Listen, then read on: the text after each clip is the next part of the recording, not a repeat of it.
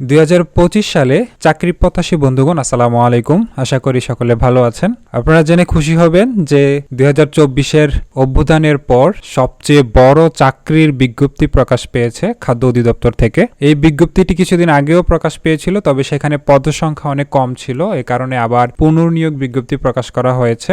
এই বিজ্ঞপ্তিটিতে 25টি ক্যাটাগরিতে 1791টি পদ সংখ্যা খালি রয়েছে। আপনারা 1791টি পদে আবেদন করতে পারবেন আপনাদের যোগ্যতা অনুযায়ী। যারা এসএসসি শেষ করেছেন এবং যারা এইচএসসি শেষ করেছেন এবং যারা বিশ্ববিদ্যালয়ে অনার্স মাস্টার শেষ করেছেন তাদের জন্য আলাদা আলাদাভাবে পদ সংখ্যা রয়েছে। তো এই ক্ষেত্রে আপনারা অনলাইনে আবেদন করতে পারবেন। আমরা একটু নিচের দিকে পদ সংখ্যাগুলো একটু দেখে নেই, একেবারে নিচের দিকে গিয়ে এখানে আসলাম। 25 নম্বরে রয়েছে স্প্রেম্যান। এখানে আপনার সর্বোচ্চ 32 বছরের নিচে যদি আপনি থাকেন তাহলে আপনি আবেদন করতে পারবেন। কোনো স্বীকৃত বোর্ড হতে অনন্য দ্বিতীয় বিভাগ বা সমমানের জিপিএতে মাধ্যমিক স্কুল সার্টিফিকেট বা এসএসসি বা সমমানের পরীক্ষা উত্তীর্ণ, অর্থাৎ আপনি যদি এসএসসি দিয়ে থাকেন অথবা মাদ্রাসা থেকে দাখিল দিয়ে থাকেন বা কারিগরি থেকে এসএসসি দিয়ে থাকেন তাহলে কিন্তু এখানে আপনি এই পদের জন্য আবেদন করতে পারবেন। পরবর্তীগুলো এগুলোও কিন্তু যারা এসএসসি দিয়েছেন তারা এগুলোতে আবেদন করতে পারবে। এইচএসসির তারাও আবেদন করতে পারবে।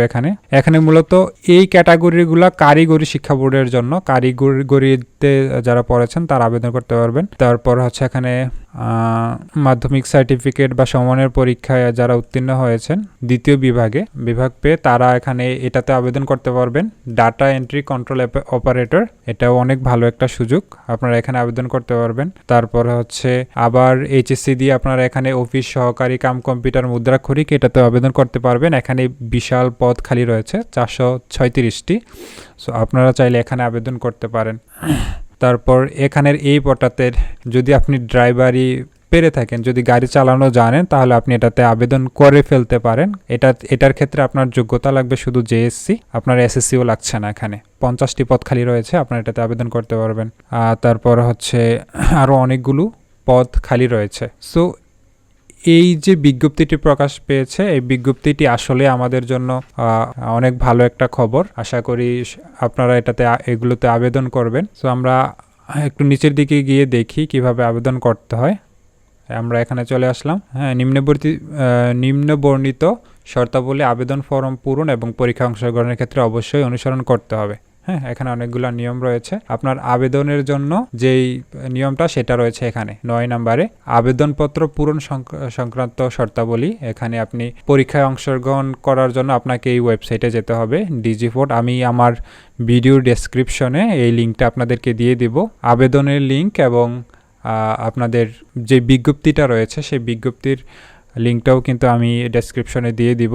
আপনার আবেদনের জন্য এটার শুরুই হবে কিন্তু এপ্রিল মাসের 8 তারিখ থেকে, অর্থাৎ বিজ্ঞপ্তি অনেক আগে দিয়েছে কিন্তু এটার আবেদন কিন্তু এখনই শুরু হয়ে যাচ্ছে না। এপ্রিল মাসের 8 তারিখে আপনি আবেদন করতে পারবেন। এপ্রিল মাসের 8 তারিখ সকাল 10টার পর থেকে মে মাসের 7 তারিখ বিকাল 5টা পর্যন্ত আপনি আবেদন করতে পারবেন। সো আর বাকি জিনিসগুলো মনে হচ্ছে দেখানোর প্রয়োজন নেই। উক্ত সময়সীমার ভিতরেই কিন্তু আপনাকে আবেদন করতে হবে। অনলাইনে আবেদন করার পরে 72 ঘন্টার মধ্যে আপনাকে SMS এর মাধ্যমে যেই ফি নির্ধারণ করা হয়েছে সেই ফিগুলোকে দিয়ে দিতে হবে। আর অনলাইনে আবেদনের ক্ষেত্রে আপনাদেরকে আপনাদের ডিটেলস তো দিতেই হবে, সাথে আপনাদের ছবি এবং স্বাক্ষর দিতে হবে।